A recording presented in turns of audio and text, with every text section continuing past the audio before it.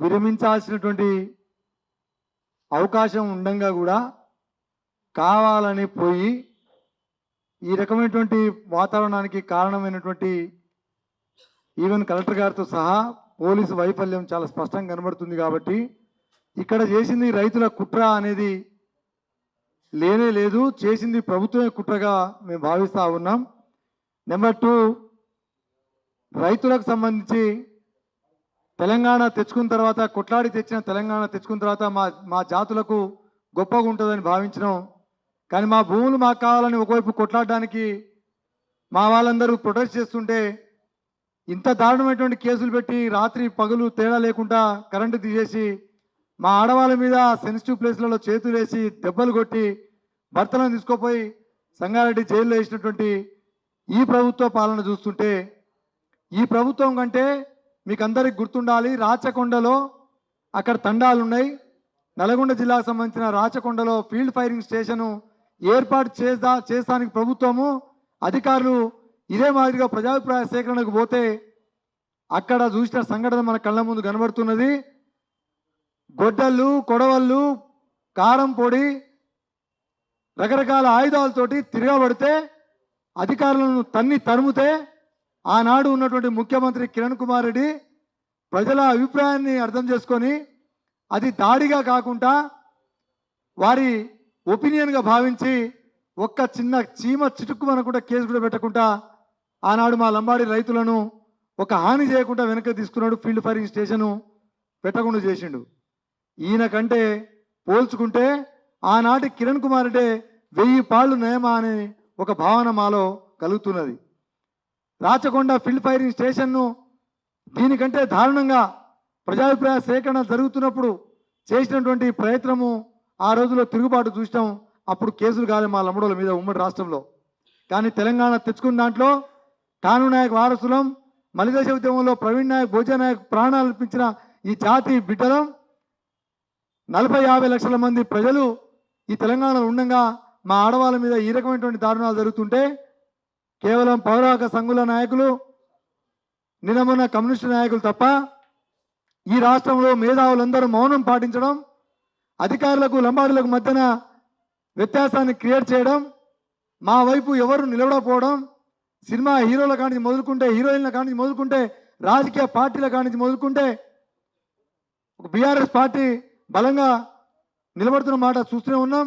కానీ మిగతా మేధావులు అనేటోళ్ళు ఎవరు మాట్లాడకపోవడం, సెలబ్రిటీలు అనేటోళ్ళు మా వైపు నిలబడకపోవడం అనేది చాలా బాధ కలుగుతున్నది. దీన్ని తీవ్రంగా ఖండిస్తున్నాం.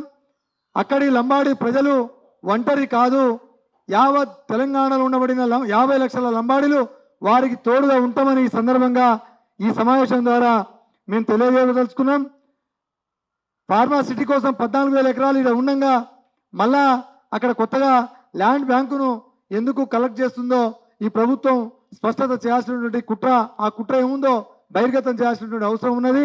దీంట్లో పాత్రుడు సూత్రధారుడైన తిరుపతి రెడ్డి మీద ఖచ్చితంగా కేసు పెట్టాలని మా సమావేశం తీర్మానం చేస్తున్నది. ఆ రైతుల మీద పెట్టిన కేసును వెంటనే ఉపసంహరించుకొని శాంతియుత వాతావరణంలో అక్కడ ప్రజల అభిప్రాయాన్ని ల్యాండ్ ఎక్విజిషన్ యాక్ట్ 2013 సెక్షన్ 10 ఏదైతే చెప్తున్నదో ఆ సెక్షన్ 10లో అగ్రికల్చర్ ల్యాండ్ను తీసుకోవద్దని చెప్పేసి చాలా స్పష్టంగా ఉన్నది.